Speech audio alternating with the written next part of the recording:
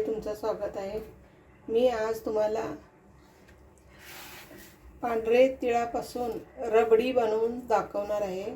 त्यासाठी मी इथं 400 ग्रॅम पांढरे तीळ घेतलेले आहेत। आता हे स्वच्छ साफ करून घेतलेले आहेत।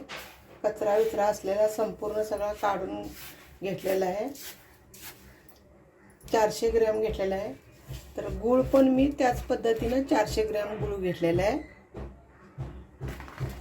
जरा बारीक करून टिचून घ्यायचा।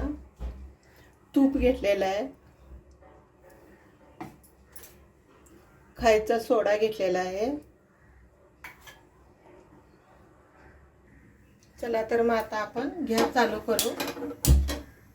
कढई ना एकदम मंद आचेवर कढई गरम करून घ्यायची। आपण आता तीळ भाजून घेऊ। बारीक गॅस करून एक आता असा सुती कपडा घ्यायचा। कपड्याने असा हलवून मंद आचेवर असं तीळ भाजून घ्यायचं चांगलं खमंग।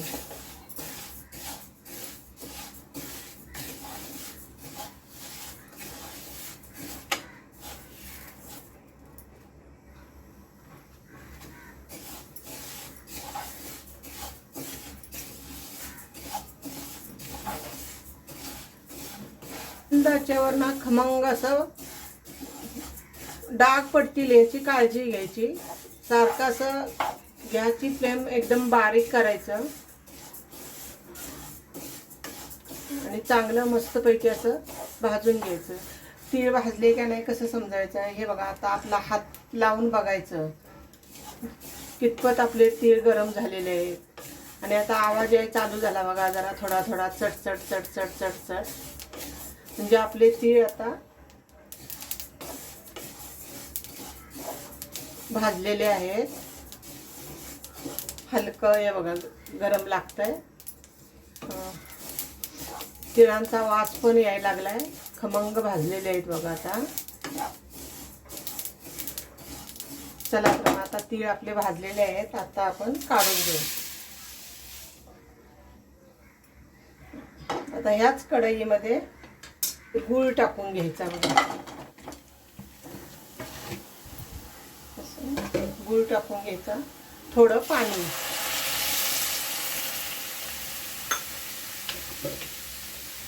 गूळ वितळण्यासाठी थोडं पाणी ओतून घेतलं म्हणजे गूळ आपला पटकन वितळतो। आपला गूळ बघा कसा वितळायला लागलेला आहे।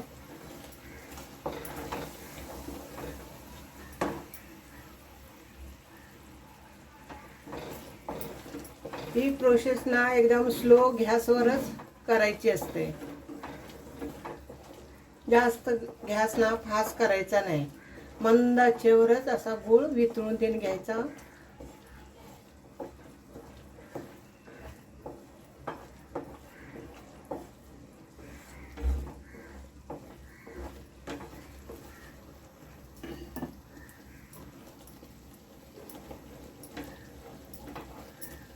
आपला गूळ आता चांगला वितळलेला आहे।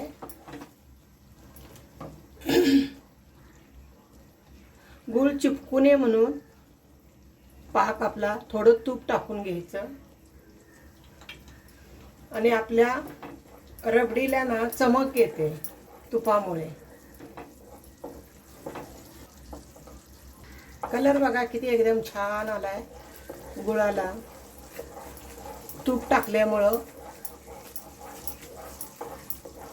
आता आपण पाक चेक करून बघू।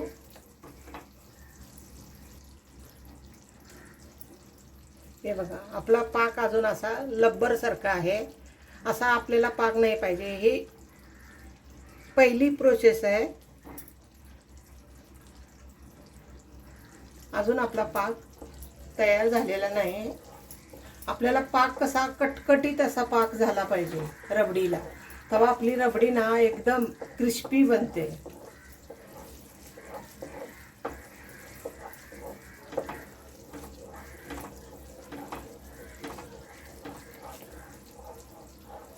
आपण आता खायचा सोडा, मिठा सोडा थोडा टाकून घ्यायचा चिमटभर.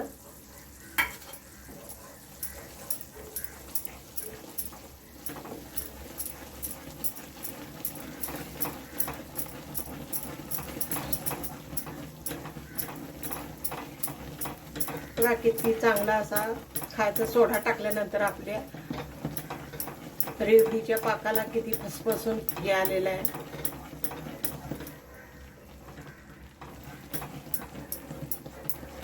हे बघा असा कडक कसा आवाज आला पाहिजे. बघा किती कडक झालेला आहे. म्हणजे आपला रेवडीचा पाक आता तयार झालेला आहे.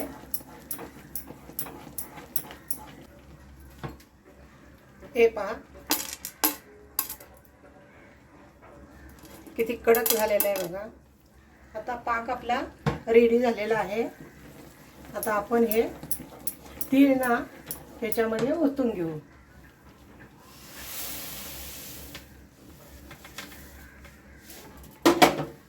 हे सर्व तीळ मिक्स करून घेऊ. आता गॅस बंद करू आपला.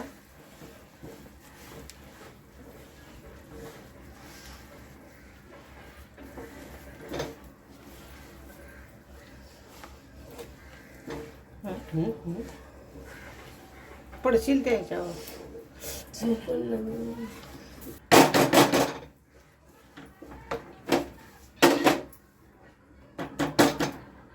हे बघा आता खाली उतरून घेते मी. ह्याच्यावरती ओतून घ्यायचं.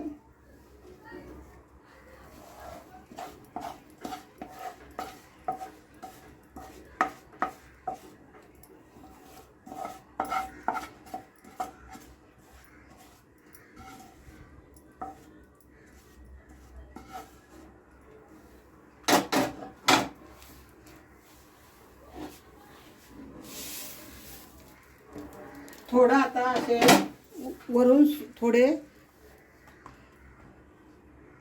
हे बघा हे तेल लावून घेतले. माझे किचन मधलं ते हे आहे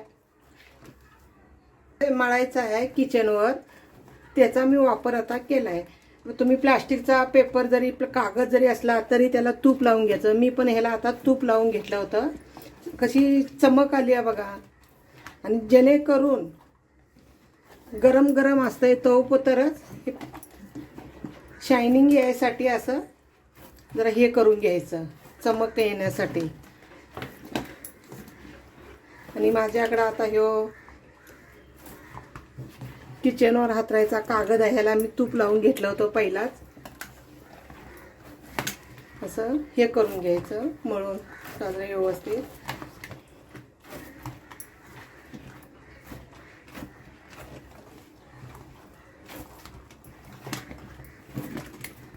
थोडं थोडं काढून असं छोटी लडी घ्यायची आणि असं प्रेस करायचं. हे बघा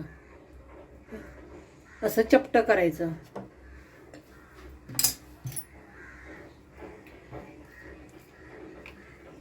तुमच्या जोडीला जर आणि कोण घरात माणसं असली ना त्यांना बी घ्यायचं. पटापट हे कडक होतं लगेच.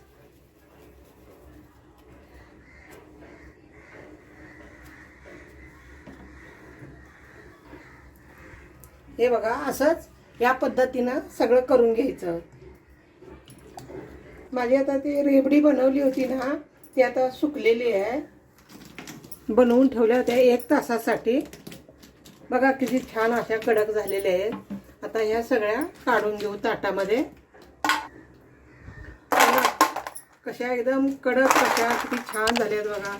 तुम्हाला जर माझ्या रेवडीची रेसिपी जर आवडली असेल तर लाईक करा, शेअर करा, कमेंटमध्ये मला जरूर सांगा माझी रेवडीची रेसिपी कशी वाटली ती तुम्हाला. नवीन असाल तर सबस्क्राईब करा. आणि शेवटपर्यंत पाहिल्याबद्दल धन्यवाद. आणि माझ्या या रेवडी बघा किती पातळ आणि किती एकदम छानपैकी अशा झालेल्या आहे. तुम्हाला एक मी तोडून दाखवते. बघा किती क्रिस्पी. बघा किती छान. सहज कोणीही असं खाऊ शकतं. लहान मुले सुद्धा कटकट आवाज एकदम चिकट नाही काही नाही. दाताला चिकटणारी नाही. एकदम छानपैकी अशी कुरकुरीत झालेली आहेत. अशा छान झालेल्या आहेत बघा रबडी. तुम्ही पण अशाच करून पहा, खूप छान लागतात. साधी सोप्या पद्धतीनं ही रबडी बनवलेली आहे आणि जास्त खर्च पण नाही याला. खाली पांढरे तीळ, गूळ आणि तूप आणि खायचा चिमटभर सोडा, ह्या 4 सामुग्रीमध्ये माझे या रबडी आता तयार झालेली आहे.